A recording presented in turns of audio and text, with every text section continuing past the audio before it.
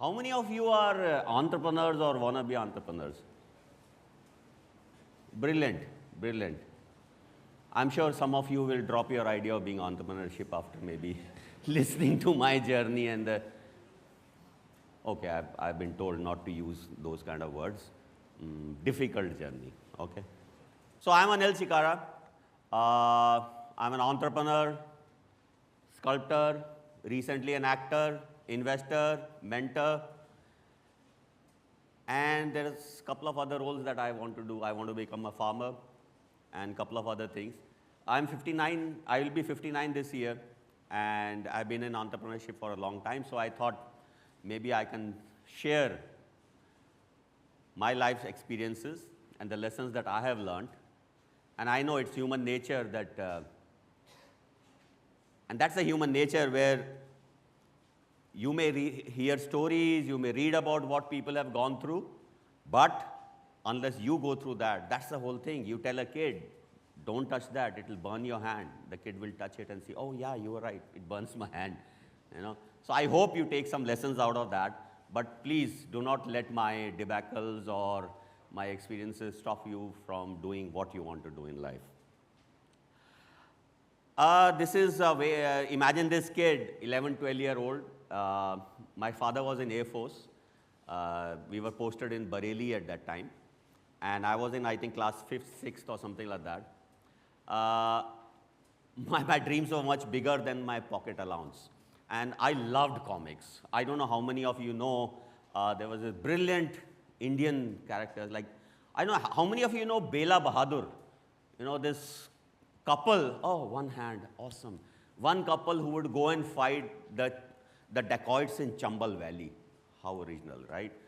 Anyway, so I used to love comics, and obviously my dad thought it was a waste of money. So he wouldn't give me the money, but I needed to read it. And the bookshop, I would go to the bookshop, read it there, he would chase me away. So what do? So I hustled a bit. What I did was I made a deal with the bookshop owner, and I said, give me a 1 week's credit. And he's like, okay, you have bought so many comics, I can give you credit. So I would buy that comic, finish it in 30 minutes, and then start lending it to my classmates in the. So I started running an underground, unauthorized comic library in my school. And so I believe that there are kind of, two kind of people in this world. One is when they see a problem, they see a demand, they see it, they start complaining, they start cribbing. I could have cribbed, I could have fought with my father, I could have cajoled my mother and all that.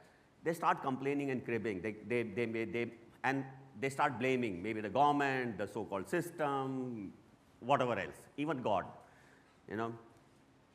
But there is this other kind of people who, when they look at a problem, they look at a challenge, they look at a supply-demand mismatch, they see a demand in the market. Instead of cribbing, they look at it as an opportunity, and they go and try and see what can we do to either solve this problem or take advantage of this. And that is what I learned. This was my first taste of entrepreneurship, but I learned a very valuable lesson also. And at that time, obviously, I didn't know what the lesson was, but once I got into startup ecosystem, I said, aha, this is what happened to me. And this was this concept of sudden death. When a startup dies because of regulatory changes, or it kind of clashes. Like we had a lot of crypto startups who were shut down and stuff like that. So what happened is somebody who snitched to the class teacher immediately sent me to the principal gave me his peace of mind, called my dad, and that is how my startup was shut down. So whatever you do, make sure that you are following the rules of the country. You can't just go and do whatever you want. So that I believe was my first startup, my first taste, and trust me, it felt really good having that money in the pocket. After giving the comics, I could have money and I could have my own cold drink and samosas from my money. And that gave a very different feeling. So anyway, cut back to I did my engineering from Kurukshetra, REC Kurukshetra, graduated in '88, and I was full of ideas. I am going to be a big businessman, So I went in and I started looking at options there. What are the options did I get? This is late 80s, gentlemen and ladies. The best option was if we can get a cooking gas agency. I'm like, what? Then the other options in private were start selling photocopiers or fax machines and all that. So not my cup of tea. I said, I am ready, maybe the world is not ready. And then a certain realizations sunk in, and this was in Delhi, where I realized that, individual excellence or individual perseverance or individual brilliance did not matter as much as who your father was, what was his connections, how much money did you have, who knows who, and things like that. So I said, okay, the world is not ready. Let me put it on back burner. And I started working with large corporates, like I worked with HCL, Wipro. I set up operations for American company in India. I set up operations for an Israeli company in India. And I would go and look for those kind of opportunities even in the job, which were more entrepreneurial. Like parametrics, setting up the office from scratch, Symmetron, setting it up from scratch. And I got amazing, valuable experience. And then came the dot-com boom, I don't know how a lot of people are young, but people who are older would know that this is when we are coming towards Y2K was there. And there was this huge deal that SIFI had done. They had bought IndiaWorld.com for 500 crore. At that time, still it's big money, but that time it was like shockingly obscene kind of this thing. And that was sending a tizzy along the entire ecosystem. And we said, yeah, the whole world is going. When will we do it? So me and a friend of mine, we said, okay, let's start an e-learning company. So we set up 24/7 Learning, focused on online learning for large corporates, training their employees, partners, resellers, whatever. We had my ex-boss, who was also my mentor, and also later became my first angel investor, Anil Chhikara. We went to him and said, what we are thinking, maybe we'll start this thing, but to initially support, maybe one of us will come full-time, and the other one will keep working so that there's support. And that is a typical thing, transition thing we all think. What do you say? And he asked back us a question. Anil, is it possible to be half pregnant? And I'm like, what? What are you saying? That's stupid, right? Either you are or you're not. And he says, exactly. That goes for business also. Either you are in or you're not. There's no in-between way. And we're like, okay. So we both jumped in. This is end of 2000. We said, okay, we'll set up a company. Early 2001, we set up the company. We took a sexy office. We signed a big contract with Wipro. So we took a 3-story office building, even though we just needed 1 story. These are the mistakes that you make when you are young and when you are seen on TV. So we wanted a nice wooden paneling thing in our conference room. Yeah, sexy hona chahiye, but beautiful thing, ye, wo, AC, VC, everything set. And one fine day, our whole building was demolished. Why? Because apparently it was illegal. We didn't know that. We had rented it from somebody, given 10 months deposit. That's Bangalore for you. So the building came crashing down. And then 9/11 happened. Our huge contract kind of vanished. And basically, it was the shit had hit the fan. The whole IT sector was in tailspin. The investors that we were thinking that we will go in and they will be chasing us with checks, no one was to be seen around. And we said, what do we do? Should we shut it down? No. I said, look, we know how to do business. I know how to sell. Simple. Let's create amazing products. Let's create amazing services and sell. And for the next 5 years, we slogged our asses. We went through a lot of tough things. And the first round investment we got in 2005. So what I'm saying is that nowadays, I don't know why, because too much easy money is available, the government is giving grants and this and that. Suddenly, and then this drama that you see on TV in different startup shows, they somehow try to show that it's a very glamorous world. It's not. It's a very tough world. You will go through a lot of sweat, tears, depression, loneliness, a lot of things. So do not take it lightly. It is a serious thing, and you cannot be kind of half thing about it. So that's how we went through the boom and the bust, thing like that. So go ahead forward. Once we raised our round, we had this brilliant idea. So we were into online learning, right? Online learning, people can go online and learn from that. We said we are targeting corporates, B2B. Let's also start targeting individuals, and we launched an online MBA besides this thing. And it was a mess. Why? Because the DNA of the organization that we had built was built for an enterprise thing. To just give you an example, a 10-year experienced guy, salesperson, in enterprise side would be twice as much more expensive than the similar experienced guy in the higher education. Same goes for support and other staff. So he created a huge mismatch and discontent among various teams. And finally, we had to hive it off as a separate company, their own office, and all that. So I think every company, every startup has its own DNA. And you have to look at that DNA and then do business, rather than trying to mix and match. DNA mix doesn't work. And the biggest thing, consequence of this was that there was this huge unicorn multinational, learning multinational, which wanted to acquire us. But when they came in and looked at our business model and said, you are doing corporate, you are doing individual, there's no connection, and they kind of backed out. And that was the worst thing that could have happened that can happen to a startup, right?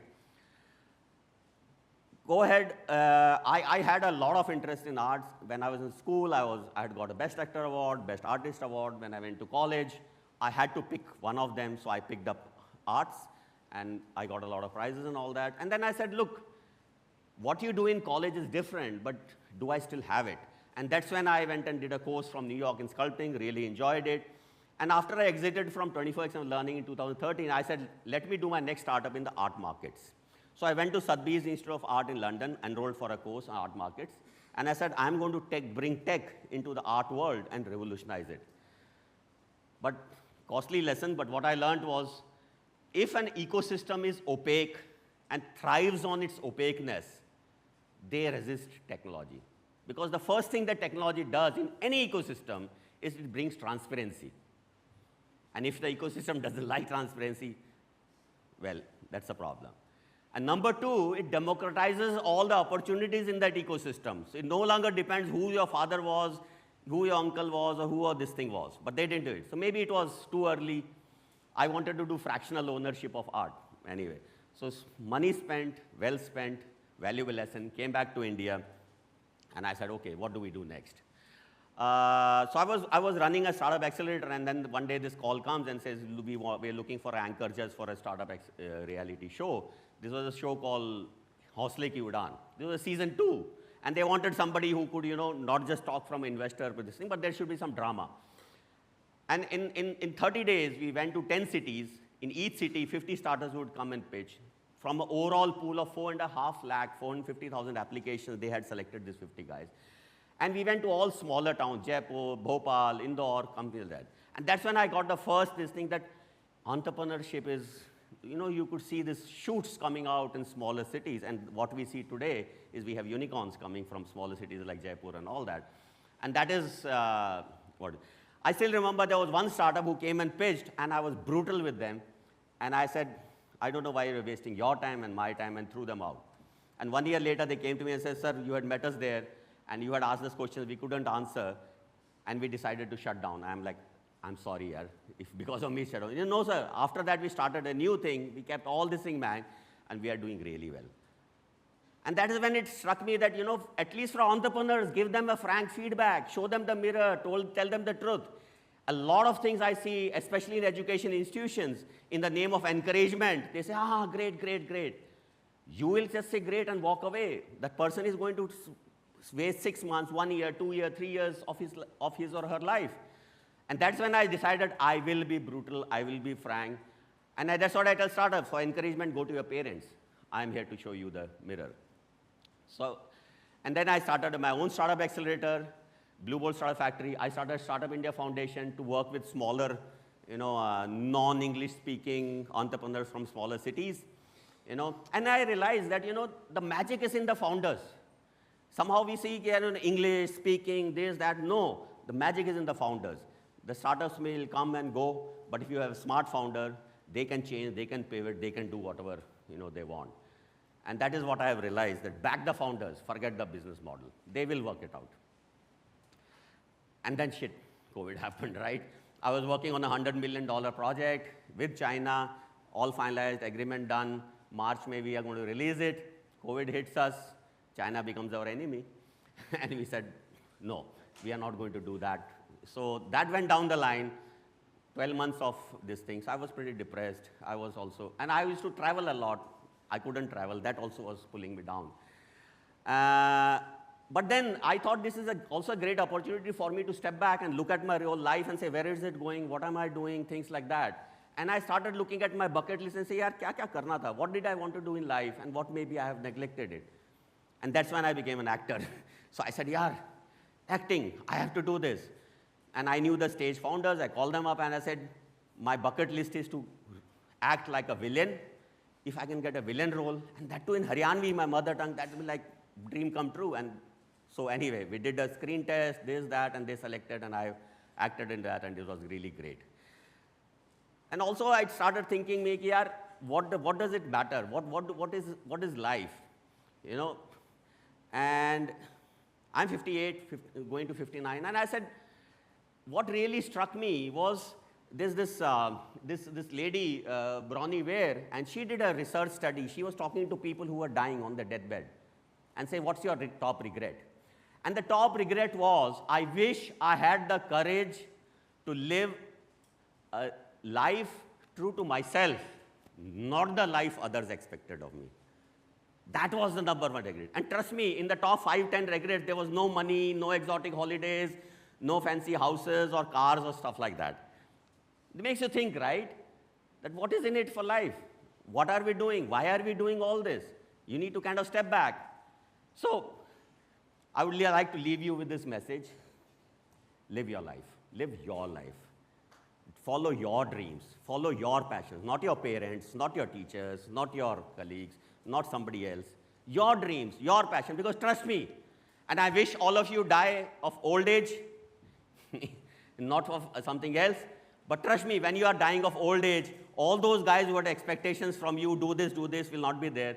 And only you will be alone and you will be thinking, did I do what I really wanted to do? Thanks a lot. You have been an amazing audience. Thanks a lot.